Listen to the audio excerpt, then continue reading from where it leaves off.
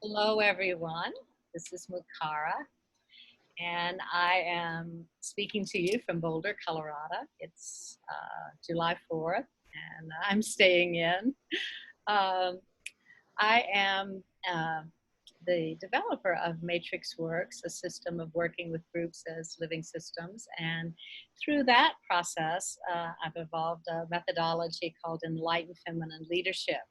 And I'm very happy to be talking to Christine from Canada about this program and about the work that we've done together and the parallels in our understanding and approaches to human relationships and to what all the things that are life affirming and yeah, we're just going to share some ideas with you and hope to stimulate your interest in both the body and mindfulness, and also in how the truths that we find in the body are also true for groups, especially if we approach them as a living organism, which Mm-hmm.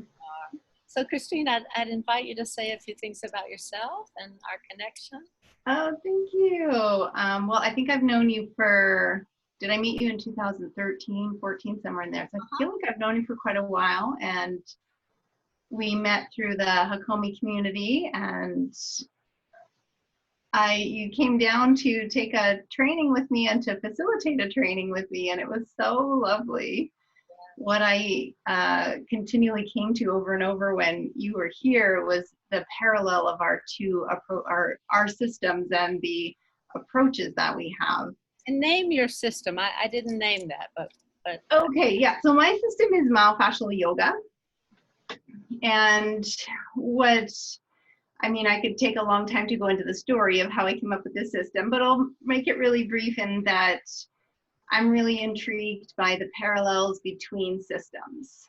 So I've learned a great deal about myofascial release and pain science and polyvagal theory, and started over the years noticing how all these things were really saying the same thing in the importance of the nervous system and the interrelatedness of all the body systems, and how using mindfulness and applying those principles to movement has really successful outcomes, and particularly with people with chronic pain. So my system has a lot to do with wholeness ultimately, and the relationship between the body systems and creating healthy relationship between those systems. So understanding that. Yeah. You're looking very much at the individual level, right? Very much about the bodies, and when I say relationships, I'm meaning relationships internally.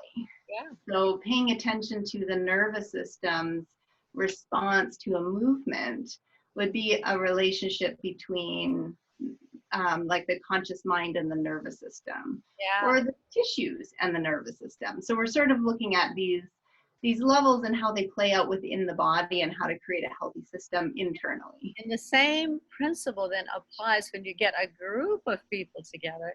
Exactly. Well, their relationship to themselves, because I'm always looking at the relationship to self, but also the relationship, the interpersonal relationship, the relationship between people in the groups. And then going from that to the relationship to the energetic field of the group, or the group level. And when we can have competencies in each of these levels, the individual, the interpersonal, and the field or the level of the group, then I think we can start to respond to the complexity of the problems that we're having in the 21st century. Oh my goodness. How does that sound to you? Does that feel true? It just resonates so much in what I've been exploring and seeing in my work with clients one-on-one. Yeah. And then the work with teaching people how to create those relationships internally, and then to see. So once I start really, I'll use pain just as an example, just to make it real. But let's say I'm struggling with chronic pain and I'm kind of fighting with my pain. And the fighting with my pain has a whole layer of discomfort around it, that once I start getting into real good therapeutic yoga practices, I change my relationship to that pain. And what happens is I heal the relationship to pain. Uh-huh. And over time, that becomes a healthy part of me inside. But the magic is in how, when those relationships I'm struggling with inside come to resolve, the way that I treat people on the outside starts to almost mirror that. So when I start to be able to understand my pain, I can actually understand a person who's in pain, who's now outside of me. Okay, that sounds great. So, shifting the conversation a little bit to the program of the Enlightened Feminine Leadership, which is, you know, it's open to men and women, and it usually ends up being a group of women. And what it feels to me like one of the gifts of this program, besides teaching women leadership skills that they need in order to interface with the larger world and their relationships to themselves, but the key seems to be that in these classes, and there are 3 levels to the program now, and in all 3 levels, people seem to have a direct experience of interconnectedness. So not an idea, not a concept, but the an experiential experience of we belong together. I am unique. I have my own autonomy, but I belong. There's a home of belonging that's possible. And that experience seems to be a portal that opens up a deeper experience of almost like the sacredness of the body, of nature, of life itself. And so that the experience of these women leaders becoming more committed to having an affirmation of life as a principle that guides them in their being and their doing, in their relationship to self, to other, and to the larger. So that seems to me to be really key also to your work, this so much so principle of interconnectedness. So could you say just a little about that? Absolutely, I would love to. Yeah, and the whole thing with fascia, as a system, is that everything's connected to everything. So you cannot move any little thing in the body without affecting everything else. Wait. Say that again. That's the key. That's so the key. Say it again. Yeah. So because the fascia is one pretensioned continuous system, any little movement I make affect everything else has to reorganize around it. Wow. So yeah, it's really the tensegrity model really demonstrates this. So if you move any little part, everything else moves with it. And this is where I think it's true on all the levels. Yeah, something that's true. It's true at all levels of scale. Yeah. Well, you know, I've had and pointed this out to groups that if one person has to leave early and leaves the group, and then there's just this incredible realization of how important each person is. Wow. And you can't take out part of the body and not, have to reorganize. You can't lose a part of the group without having to readjust, because there is this sense that the wholeness has to be reconfigured.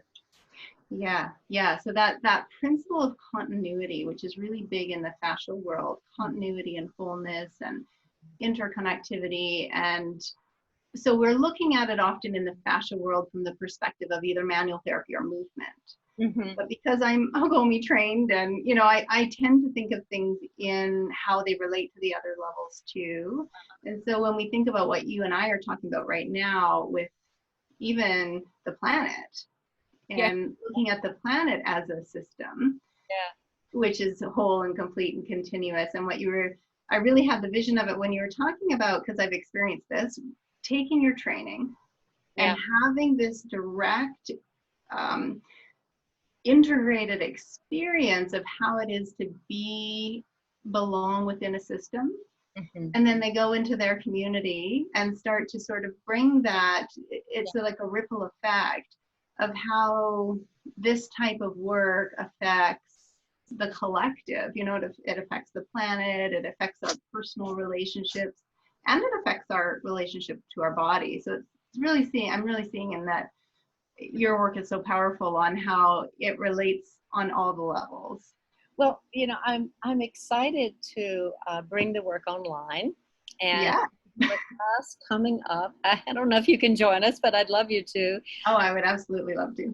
Because the this, you know, the first level of the Enlightened Feminine is really about helping people come into contact with their bodies in new ways. I work a lot with the mitochondria and with helping people really self-discover their own uniqueness and claim that, you know, within a group, you know, not off isolated somewhere, but within a group. I belong, and I'm unique. But the class that I'm starting with is a level 2. And the reason for that is because most people coming will have had some in-person time, like you did a class, and it was in person, but it was mostly level 1. Yeah. So, but you know what the feeling of happens in a group. So, the experience of it. We're just learning to try to create this level of intimacy online. But the program really, you know, it has to have this felt sense of authenticity and realness and intimacy, or it won't work. So our experiment is coming up the end of July and the first couple of days of August. And in this class, we also start to introduce what I think are some of the best leadership models that are available today. So here's where I'll teach more about Matrixworks. But I also teach in a very, you know, concise way about 2 other systems that I think are really have proven to move us in the direction that we need to go. So people will get some concrete information about, you know, if they are working as a consultant or want to, maybe they know a little company that they could bring some leadership training to, so that there would be things to take away in that way. So we'll continue to build on the power of being as the main leadership jitsu, but to give some actual you know, curriculum and content that people can experiment with. The third level, I'll just say it to give a complete introduction, but the third level is really a time when people decide they want to do a project. And it could be someone like you whose work is mostly in you know, myofascial yoga movement. But you could decide that you wanted to take myofascial yoga into let's say a women's prison, or, you know, something where you would be making an offering. So it's a time for people to plan a project that allows them to give back to the world. Oh, it doesn't have to be something that's, you know, overwhelming, but something that is heartfelt for, you know, for each participant. And it's also a way to really take a step into a new identity that is more one of having leadership mastery. And for me, you know, my definition of leadership, I have 2 definitions. I think I'll say both of them. But one is that a true leader is one who's willing to be the guide on the side instead of the sage on the stage. Oh, wow, so good. The guide on the side. The other one comes from something I heard, that somebody said that the way horses choose the leader of the herd is it's not because of age or sex or anything like that. They choose the horse that can sense the group the best and cares the most deeply for every member of the group. So those are my definitions of leadership. Oh, that's huge. That's beautiful. So we're hoping we'll have people in the class from, because I have many clients in Brazil, and China's going to be hard because of the timing, but hopefully some Canadian people, and, you know, just really extend this methodology into a wider circle and contribute to helping us get through the eye of the needle into a new world, because we are That's in the birth amazing. canal. So, So can I ask you a question? Because I'm curious about, so the people that are already in this fascia and biotensegrity community, and there's lots of us out there that really see the relevance and the importance of wholeness, yes, and might want to find a way to take these principles that we know really well and love really well from a body level to a group level. yeah, So these people that are facilitating biotensegrity workshops or fascia, because they're having to work with a group, right? Yes, they know wholeness inside and out, but how do we actually practically? Be a good segue for them, some tools to really enhance their teaching. So that's been true, certainly in Hakomi trainings, but also in craniosacral trainings. Yeah. I'm trying to think, and anything where you have people over time and you're teaching content. If you work the level of the group, people will learn more easily because their nervous system is telling them they're safe. I recently heard that I think this was Bessel van der Kolk, the nervous system is asking 60 times a second, am I safe? Oh my goodness, that's huge. 60, I mean, I can't even fathom that. But if the group is safe, they will feel safe. And then they can be available for learning. Oh, that's amazing. That's so, yeah, that's so in line too with working with pain and working with stuck places in the body. The body needs to be able to move in all the ways it can, but if we're in that threat response, the fascia is going to tighten. And so we might get places in the body that it really manifests physically as we can't move freely. I think what we have to do is when the world settles down, we have to do a training together where you're teaching the myofascial yoga and then we're doing the group work. Totally. So can the people in the fascia community, can they join this workshop that you have coming up? Yeah, I think it would be fine for them. And, I had one person start at level 3 and then go back and do level 1 and 2. So you can start anywhere. Okay, you can start anywhere. Continuous. And it might be good for the people in your community because it would give some content about, how they might really make use of the group skills in the trainings they're already doing. So. Yeah, truly, Mukara. I mean, when I've taken your trainings with you, I really feel with Hakomi too, but so much your particular approach. It's really taking nonviolence and the trauma-informed idea to the next level. It's very relational. Yeah. I'm actually wondering if we have time. Can you talk a little bit about when you say a group as a living system? Yeah. What do you mean by that, and how do you facilitate someone to experience that? Yeah, we'll let this be our last little. Okay, perfect. But so for me, the group as a living system means that when you start as a collection of individuals, everybody comes in with their stuff. And as I get to know you and as everyone gets to know everyone, then something happens. And I don't know what to name it, but it's like there's a movement of energy and something larger emerges that includes all of the individuals. And you feel it. It is that direct experience of interconnectedness. And when that happens, I describe it as that it's like a womb is made. Mm-hmm. This womb then creates in the individuals a capacity to care for the whole. Yes. So we're no longer separate, but I know your well-being and my well-being are intimately. So much so. Yeah. So how can people reach you if they want to work on their pain or learn yoga or what? Yeah. So really a lot of the yoga work I'm focusing on is teaching teachers. Yeah. So I have a couple of different workshops that'll offer if you're a yoga therapist and you want to know how to work with clients in pain. I have a pain-informed program Or if you're interested in fascia and continuity and wholeness and you want to learn how to incorporate those principles into your yoga, I have a myofascial yoga training. What is your website? It's freelyhuman.com. Freelyhuman.com. Yeah. I didn't want to leave. I'm just Christine Wishke on social media.